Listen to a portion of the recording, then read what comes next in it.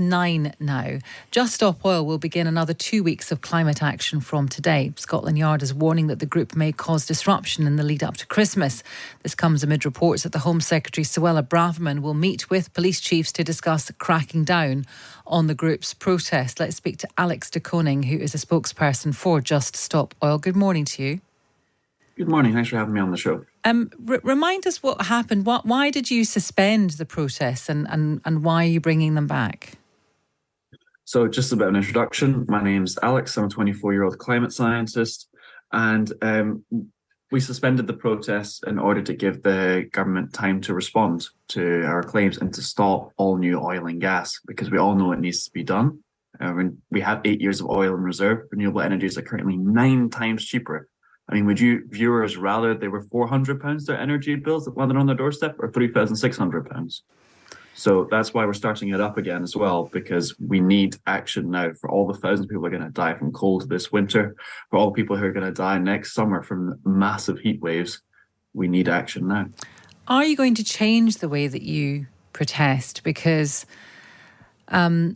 there was at least one unfortunate incident where this poor guy missed, I think it was his dad's funeral because of the protests on a particular road. And I mean, that was, and we had someone on, I think, from your organisation saying that they thought that was, you know, that individual case was terrible. Is there any way that you can stop those kind of things from happening, or do you think that's just collateral damage? You're right, that is truly terrible that somebody missed their dad's funeral. I'd be furious if that happened to me. But unfortunately, we're doing this because we need change to happen, right?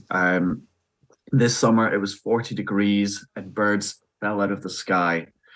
We've already lost half of our potato crop, a third of our wheat crop, our entire fruit and vegetable supply chains on the brink of collapse next year because our reservoirs are running low from the drought this year. Things are going to get worse every single year, and that's why we need action like this, because our government is still not doing anything about it. This disruption will end as soon as the government make a meaningful statement to end all new oil and gas. And we will switch tactics as soon as somebody suggests a more meaningful and effective method that we could be using instead. But currently, we've tried with marches, we've tried with petitions, we've tried with running for office, we've done everything else that we possibly could. And this is the last resort. This is the line in the sand that we're saying, we're not going to take any more. Our government needs to meet these demands of no new oil, which is what the vast majority of the British public want.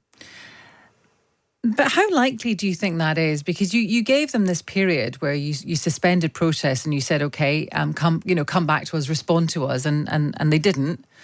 So I just wonder, I mean, there is this kind of gap, isn't there, between you saying this is what the public want and the government saying, well, you know, you need to stop protesting and inconveniencing people. And within that, there's kind of, I don't know, there's just all sorts of people.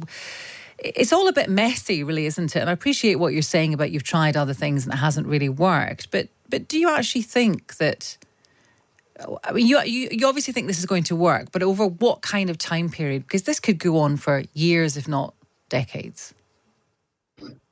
Well, as I say, we have 8 years of oil in reserve. The transitional period should start immediately. Renewable energies are currently 9 times cheaper. I don't know how many times I need to repeat that on these interviews for that to really sink in. There's no reason why we shouldn't be starting immediately. I think everybody knows that at some point we're going to have no new oil and gas. The question is, why on earth should we wait for that to happen?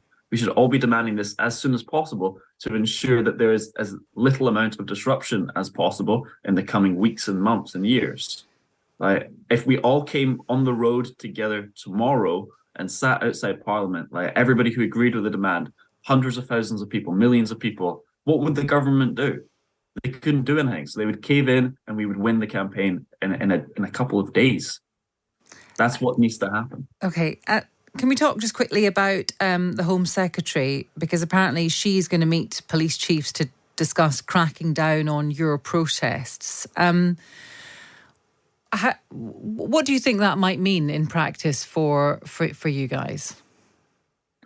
Well, we're not going to be intimidated by changes in the law. When we're looking at what we're facing, the fact that we may not have food in just 10 years, the fact that drinking water is potentially predicted to run out by 2040, 18 years from now, a child born now may not have enough water to drink when they're old enough to drink alcohol. When we're looking at things like that, we're not going to be intimidated by changes in the law. We're fighting for our lives. Why would we stop unless we get our demand of no new oil met?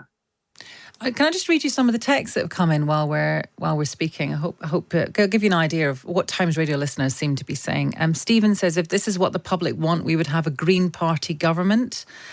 Is he advocating everyone driving and using petrol to get to Parliament to protest? That's hypocritical. That gives you an idea of what some people are saying. Another one here, Mark. Can you teach your guest what democracy is? He is not the world's dictator. He's just a single issue pressure campaigner who's not been elected by anyone.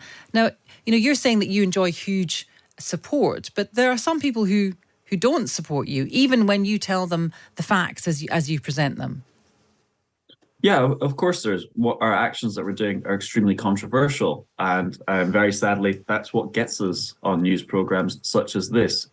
Journalists such as yourself prefer to cover a story that is controversial because it gets people talking. And it's very sad that you don't really talk about the climate crisis at other times. In terms of speaking about democracy, well, sadly, we don't really live in a democracy. Nobody really voted in Rishi Sunak. We don't have proportional representation, which is why the Green Party is not doing better. And also, we're not going to have another election for at least 2 years. I don't think we can wait that long before we start taking climate action. Alex, just on that point, I mean, that might be true. It might be true of some broadcasts. I don't know. But if you listen to Times Radio, especially this programme, we barely talk about anything else. We honestly do talk about the climate crisis all the time.